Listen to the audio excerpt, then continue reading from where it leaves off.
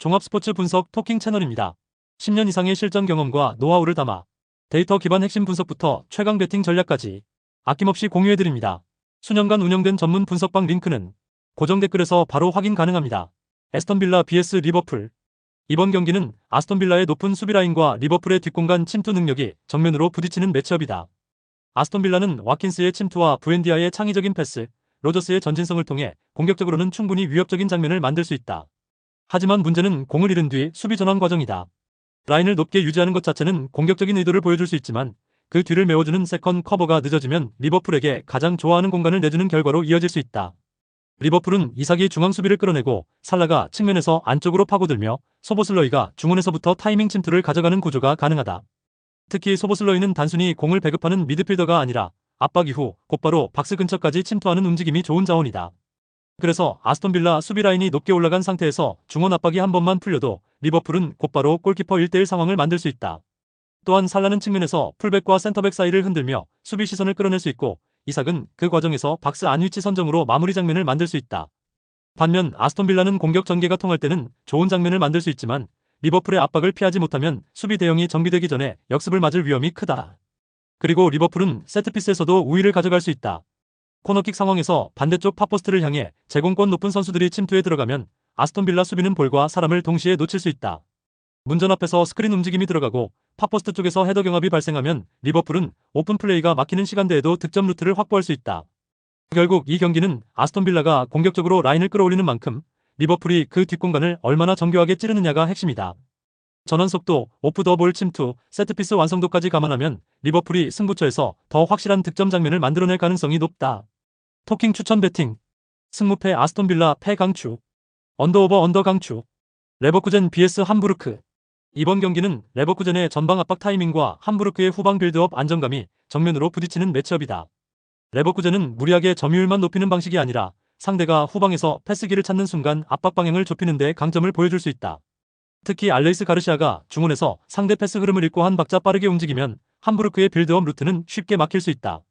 함부르크는 3백 구조 안에서 짧은 패스로 전진을 시도할 가능성이 높지만 최근 전개 과정에서 패스 정확도가 떨어지고 판단 속도도 늦어지는 장면이 반복되고 있다. 그렇기 때문에 레버쿠젠의 변칙적인 전방 압박 한 번에 센터백과 중원 사이 패스 길이 막히고 곧바로 역습을 허용할 위험이 크다.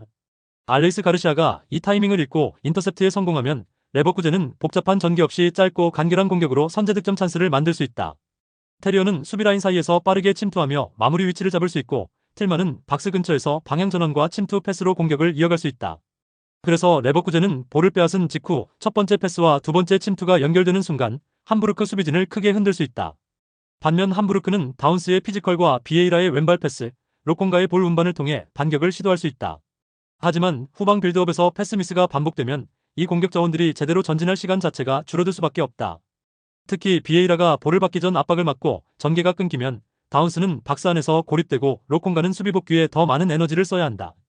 또한 교체 전력까지 감안하면 레버쿠젠은 후반에도 압박 강도와 공격 속도를 유지할 수 있는 여지가 더 크다. 함부르크가 후반으로 갈수록 빌드업 실수를 줄이지 못한다면 레버쿠젠은 교체 카드를 활용해 다시 전방 압박의 강도를 끌어올릴 수 있다. 결국 이 경기는 함부르크가 얼마나 버티느냐보다 레버쿠젠이 빌드업 실수를 얼마나 빠르게 득점 기회로 바꾸느냐가 더 중요하다. 선제 득점이 빠르게 나온다면 레버쿠젠은 경기 운영을 더 안정적으로 가져가고 함부르크는 무리하게 라인을 올리다가 추가 실점 위험까지 안게 될 수 있다. 전술 상성, 압박 타이밍, 교체 전력까지 종합하면 레버쿠젠이 훨씬 더 유리한 흐름을 만들 수 있는 경기다. 토킹 추천 배팅. 승무패 레버쿠젠 승 강추. 언더오버 언더 추천. 바이에른 뮌헨 vs FC 쾰른. 이번 경기는 바이에른 뮌헨이 볼 점유율을 장악한 상태에서 쾰른의 수비 블록을 얼마나 빠르게 흔드느냐가 핵심이다. 쾰른은 3백을 기반으로 중앙 숫자를 확보하려 하겠지만 바이에른 뮌헨이 키미히를 중심으로 좌우 전환을 빠르게 가져가면 윙백 뒤쪽 공간이 쉽게 벌어질 수 있다. 케인은 박스 안에서 센터백을 묶어두는 동시에 한 칸 내려와 이선 자원들의 침투기를 열어줄 수 있다. 그 장면에서 올리세가 우측에서 안쪽으로 접고 들어오면 쾰른 수비는 케인과 올리세를 동시에 제어해야 하는 부담을 안게 된다. 특히 쾰른은 세트피스 수비에서 대인 마크 전환이 느리기 때문에 첫 경합 이후 흘러나오는 세컨볼 대응이 상당히 중요해진다. 하지만 박스 안 숫자 싸움에만 시선이 몰리면 페널티 박스 밖에서 올리세가 낙하 지점을 먼저 잡고 강한 인스텝 슈팅을 시도할 수 있다. 바이에른 뮌헨은 높은 점유율을 바탕으로 공격을 오래 이어갈 수 있고 그만큼 페널티 박스 주변 지역에서 슈팅 기회를 많이 창출할 수 있다. 반면 쾰른은 라그나르 아예의 제공권, 카민스키의 측면 돌파, 후세인 바시치의 전진 패스를 통해 반격을 노릴 수는 있다. 하지만 바이에른 뮌헨이 공을 오래 소유하고 쾰른을 낮은 위치로 밀어넣는 흐름이 이어지면 원정팀의 공격 출발점은 점점 뒤로 내려갈 수밖에 없다. 그리고 수비 시간이 길어질수록 쾰른은 세트피스와 세컨볼 상황에서 집중력을 유지하기 어려워질 수 있다. 결국 이 경기는 바이에른 뮌헨이 점유율, 세트피스 이후 세컨볼 경합, 박스 안 마무리 능력에서 모두 우위를 만들 수 있는 구도다. 전력 차이와 공격 루트의 다양성까지 감안하면 바이에른 뮌헨 승리 방향이 가장 현실적인 선택지다. 토킹 추천 배팅. 승무패 바이에른 뮌헨 승 강추. 언더오버 오버 추천. 엠글라트바흐 vs 호펜하임. 이번 경기는 글라트바흐가 호펜하임의 높은 라인 뒤 공간을 얼마나 빠르고 정확하게 찌르느냐가 핵심이다. 호펜하임은 전방 압박을 강하게 걸기 위해 수비 라인을 높게 잡을 가능성이 높다. 하지만 풀백들의 측면 공간 수비 리커버리가 늦어지는 순간 측면 뒷공간은 계속 노출될 수밖에 없다. 글라트바흐는 이 지점을 분명하게 공략할 수 있는 팀이다. 타바코비치가 전방에서 센터백을 끌어내고 노이하우스가 넓은 지역으로 빠져들어가며 엥게라르트가 중원에서 전진 패스의 출발점을 잡아주는 흐름이 만들어질 수 있다. 특히 노이하우스가 호펜하임 풀백 뒤쪽 공간으로 타이밍을 맞춰 침투하면 킬 패스 한 방으로 박스 안 결정적인 득점 찬스가 만들어질 가능성이 높다. 이 장면은 단순한 개인 돌파가 아니라 호펜하임의 구조적인 약점과 정확히 맞물리는 포인트다. 호펜하임이 중앙 압박을 강하게 걸수록 측면 커버는 늦어질 수 있고 글라트바흐는 그 반대편 공간으로 전환 패스를 넣을 수 있다. 그리고 글라트바흐의 또 다른 무기는 세트피스다. 코너킥 상황에선 이어 포스트로 수비 시선을 끌어낸 뒤 반대쪽 팝포스트로 침투하는 제공권 높은 자원을 활용하는 패턴은 호펜하임에게 상당히 까다롭다. 호펜하임이 오픈플레이에서 어느 정도 버틴다고 해도 코너킥 한 번에서 팝포스트 마킹이 흔들리면 실점 위험은 급격히 커질 수 있다. 반면 호펜하임은 램펄과 아슬라니를 앞세워 전방에서 빠른 공격 전환을 시도할 수 있다. 하지만 공격이 끊긴 뒤 풀백 뒷공간이 열리는 장면이 반복되면 수비진 전체가 뒤로 뛰어가며 정렬을 다시 맞춰야 한다. 이 과정에서 중앙 수비 간격이 벌어지고 박스 안 제공권 대응도 늦어질 수 있다. 그래서 이번 경기는 단순한 점유율 싸움보다 높은 라인 뒤 공간과 세트피스 마킹 싸움에서 승부가 갈릴 가능성이 높다. 글라트바흐는 측면 침투, 킬패스, 팝포스트 세트피스까지 득점 루트가 더 다양하다. 결국 호펜하임이 라인을 높게 유지할수록 글라트바흐가 노릴 수 있는 공간은 더 넓어진다. 이번 경기는 글라트바흐가 전술적 상성과 세트피스 완성도를 앞세워 승리 흐름을 만들어낼 가능성이 높다. 토킹 추천 배팅. 승무패 글라트바흐 승 강추. 언더오버 언더 추천. 프랑크푸르트 vs 슈투트가르트. 이번 경기는 프랑크푸르트의 하프스페이스 커버 불안과 슈투트가르트의 전진 드리블 활용 능력이 정면으로 맞붙는 흐름이다. 프랑크푸르트는 3백 구조로 후방 숫자를 확보하지만 중앙 미드필더가 수비 전원에서 늦게 내려오면 박스 앞 공간이 쉽게 열릴 수 있다.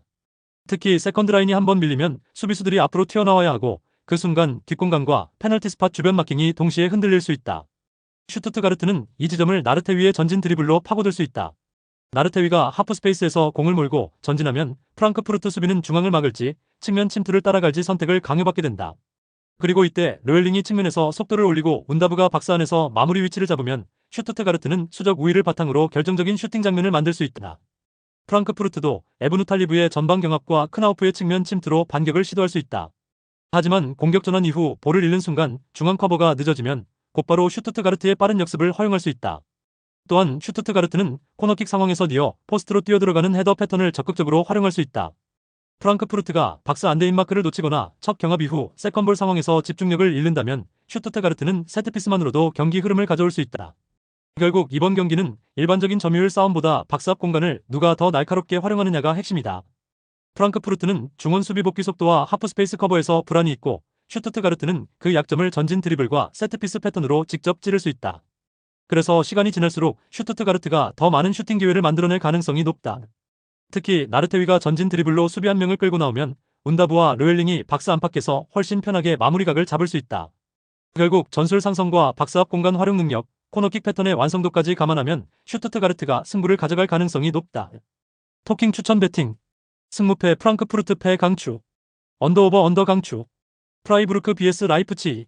이번 경기는 프라이부르크의 하프스페이스 수비 간격과 라이프치히의 침투 전환 능력이 정면으로 맞붙는 경기다.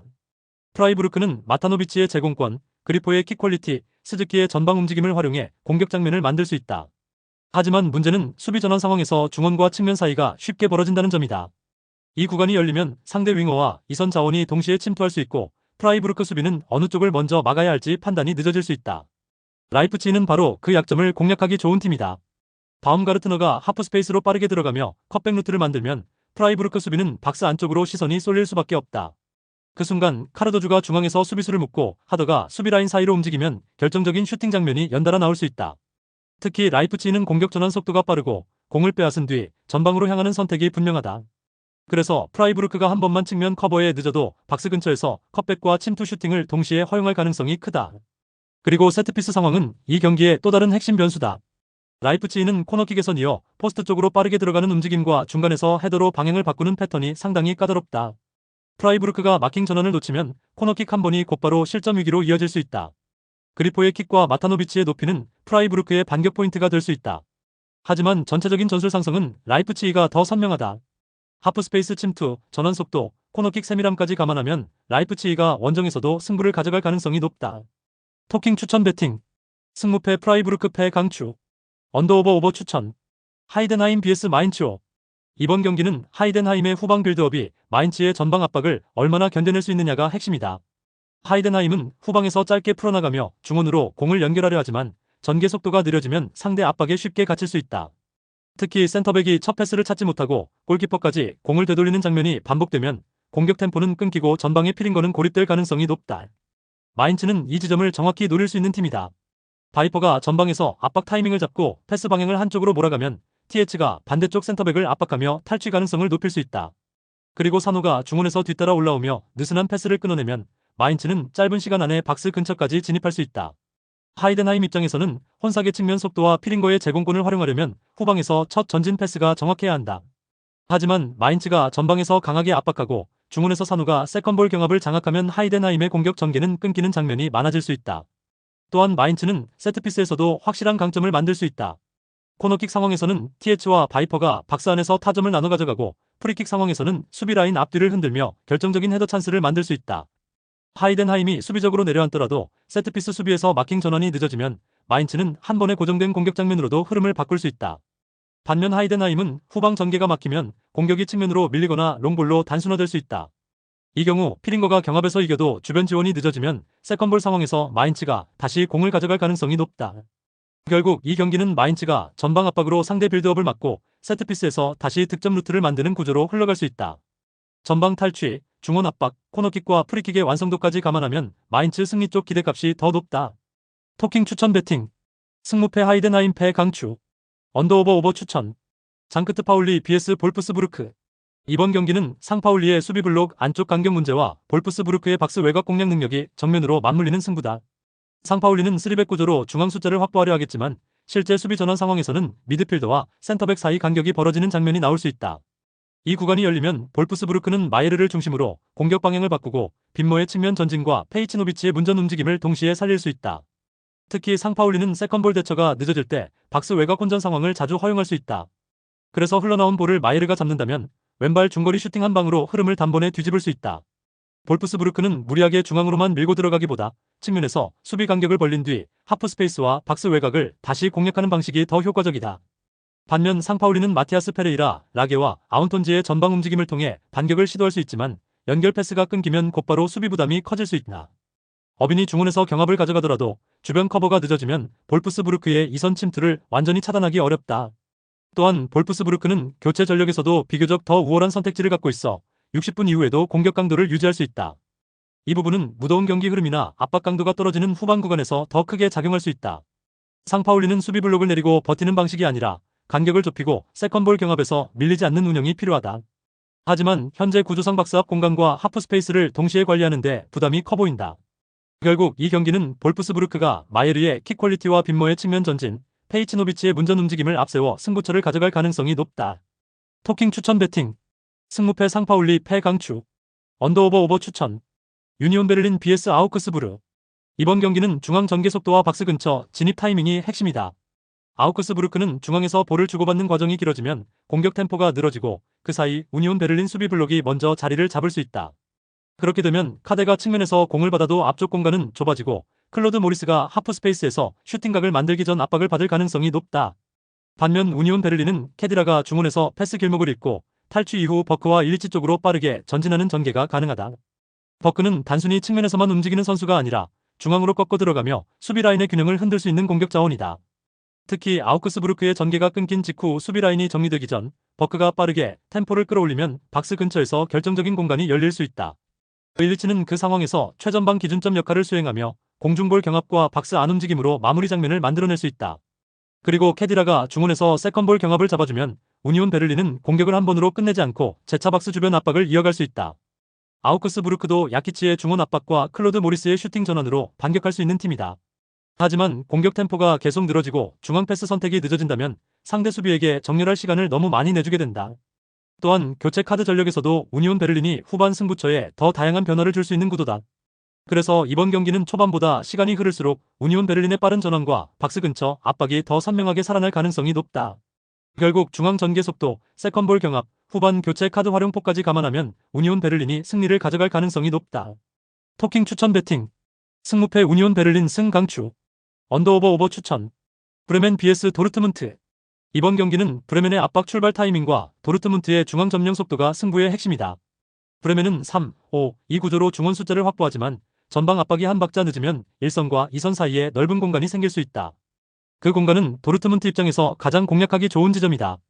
특히 은메차가 중앙 지역에서 빠르게 위치를 잡고 기라시가 센터백을 끌고 움직이면 브레멘의 수비 라인은 순간적으로 판단이 늦어질 수 있다. 아데예미는 측면에서 직선적으로 뒷공간을 찌르고 안쪽으로 접어 들어오며 슈팅 각도까지 만들 수 있는 자원이다. 그래서 도르트문트는 중앙 침투와 측면 돌파를 번갈아 활용하면서 브레멘 수비 블록을 계속 흔들 수 있다. 브레멘은 은진마의 속도, 슈미트의 연결, 스타게의 중원 경합으로 반격을 시도할 수 있다. 하지만 도르트문트가 패스 앤드 무브먼트를 통해 공을 빠르게 돌리면 브레멘은 압박 방향을 잡기도 전에 수비 간격부터 벌어질 가능성이 높다. 특히 브레멘의 1차 압박이 늦게 들어가면 도르트문트는 중원에서 여유롭게 전진 패스 각도를 만들 수 있다. 그 장면에서 은메차가 박스 외곽으로 파고들고 기라시가 문전에서 수비 시선을 끌어주면 슈팅 기회는 자연스럽게 늘어날 수 있다. 또한 아데예미의 오프 더 볼 움직임은 브레멘 3백 양옆 공간을 계속 괴롭힐 수 있다. 도르트문트가 볼 점유율을 가져가면서 공격 방향을 좌우로 흔들면 브레멘의 윙백 복귀와 중원 커버는 점점 늦어질 가능성이 높다. 결국 브레멘은 수비 숫자를 많이 두고도 중앙 지역을 내주는 불안한 흐름에 빠질 수 있다. 반면 도르트문트는 점유, 침투, 슈팅 전환까지 이어지는 공격 구조가 훨씬 선명하다. 그래서 이번 경기는 도르트문트가 경기 주도권을 잡고 브레멘의 압박 간격 문제를 반복적으로 공략할 가능성이 높은 매치업이다. 토킹 추천 배팅. 승무패 브레멘 패 강추. 언더오버 강추. 구독, 좋아요, 알림 설정. 토킹 가족방에서 더 많은 혜택을 만나보세요. 가족방은 고정 댓글의 링크를 통해 문의하세요. 감사합니다.